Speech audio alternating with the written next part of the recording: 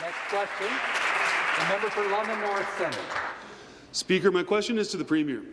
Ontario recently lost Kristin Legault-Donkers, a master's graduate, children's author, an award-winning advocate. She was lost to suicide. Kristin fought tirelessly for system change. In 2019, she slept on the ER floor and awaited 24 hours for mental health help. There just aren't enough supports.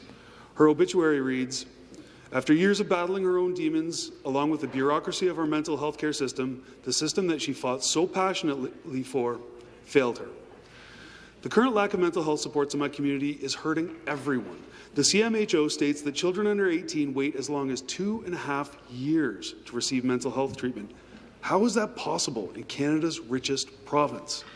What does this government have to say to Kristin's family and families who are waiting while their children are suffering?" The Associate Minister for Mental Health and Addictions. Mr. Speaker, and thank you for that question.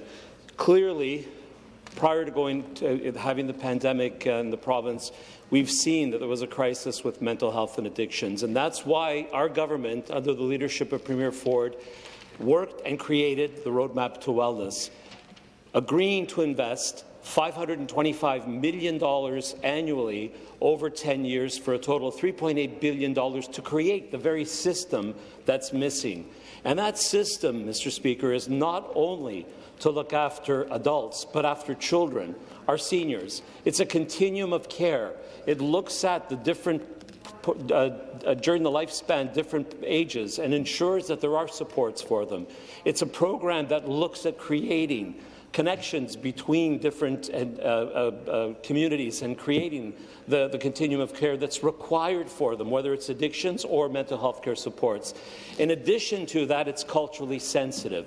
It focuses on all people in all regions of the province of Ontario, rural, municipal, urban, and, of course, agricultural. And we're going to continue making those investments for the people of the province of Ontario. The supplementary question.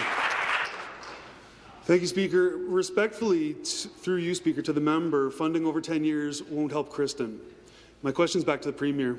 Kristin needed our help. She advocated for others, worked with psychiatrists and social workers, and still it was an uphill battle. One of the first acts this government made when they took power was to cut $335 million from promised mental health funding.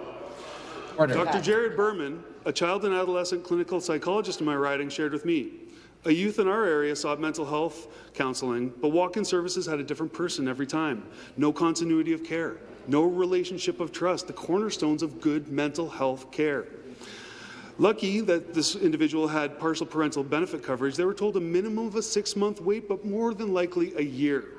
Speaker, Ontarians need to see better support of mental health care now, so families aren't burdened with high bills, so their kids get the care that they deserve. Question. Will this government return the $335 million they cut in mental health?